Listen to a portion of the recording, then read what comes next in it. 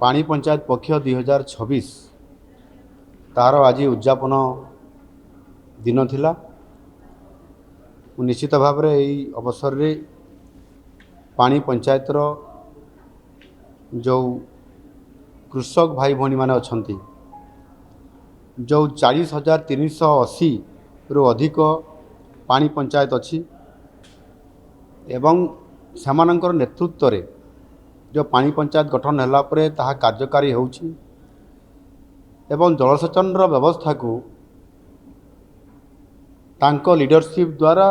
गोटे केनाल रो बा जो चैनल सिस्टम है ताहार तलमुंड पर्यंत पानी केमती पहुँची पारिबो आ सेति पई पानी पंचायत रो भूमिका आज दिन में एक ऐतिहासिक अर्थात अति सुंदर भाव तार मैनेजमेंट हो पारुछि आ ताहा संभव हो पारुछि पानी पंचायत गठन द्वारा एवं ये पानी पंचायत माध्यम रे ये कार्यक्रम को सुचारू रूपे परिचालना करबा पई जो पानी पंचायत पक्ष पालन जो करा जाउछि प्रति वर्ष एवं या माध्यम रे चाषी को मध्य अवेयरनेस करा जाउछि। यार निश्चित भाव रे आज गोटे बड़ आम सरकार आसिला परे बहुत बड़ आम गोटे टार्गेट आज आम सरकार नहीं आसंता 28-29 भितर 29-30 भितर आम 15 लाख हेक्टर जमी को जलसेचन करूँ आ तार रोड मैप तैयारी कर सारिछु कार्यक्रम आरंभ हो सारी से संपूर्ण भाव में जो प्रोजेक्ट गुड़िक आपंकर बहु लंबा समय धरिकी पड़ी रही जमीती केन्दुझर जिलार बृहत कानपुर जलसेचन प्रकल्प एवं से भाव में अनेक प्रोजेक्ट अच्छी राज्य रे लंबा समय धरिकी पड़ी रही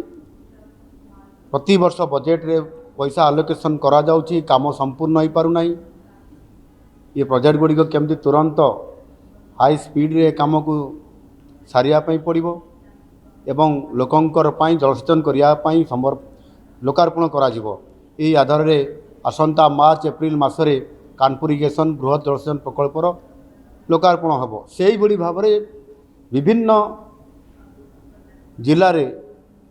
जो प्रोजेक्ट गुड़िक अच्छी त्वरित पर्याय सारिया आम निष्पत्ति नौचु एवं से पानी पंचायत माध्यम रे समस्त प्रकार मैनेजमेंट को तांको मध्य आमे कार्यकारी करने लक्ष्य रखीछु। 2036 सुधा केनाल लिफ्ट इरिगेशन एवं टेक्निकल इन्वेस्टमेंट माध्यम रे जो चाष योग्य जमी गुड़िक अच्छी ताकू आमे चिन्हट करी समुदाय 90% रु अधिक चाष जमी को जदि आमे जलसेचन रो व्यवस्था माध्यम रे आनी पारिलु ताहले निश्चित भाव में ओडिशार 80 भाग पाखापाखि जोठी लोक माने कृषि कार्य उपरे निर्भर करती से लोक माने किभଳି भाव में अधिक अर्थ रोजगार करि परिबे कृषि कार्य रे तांकर आय केमिति द्विगुणित होई परिबो क्रॉप डाइवर्सिफिकेशन को जोड़ी देला परे पुणी तांकर आय केमिति बहुगुणित होई परिबो ताकू आधार करी आम सरकार जेभଳି भाव में एक मिशन मोड रे काम करुछंती। निश्चित भाव में मोर चाषी भाई भौणी मान को मु दृढ़ प्रतिश्रुति देवाई चाहे जे कृषि कार्य रे किभଳି भाव में बाधा सृष्टि हेब नाही अदिनिया वर्षा किंबा अल्प वृष्टि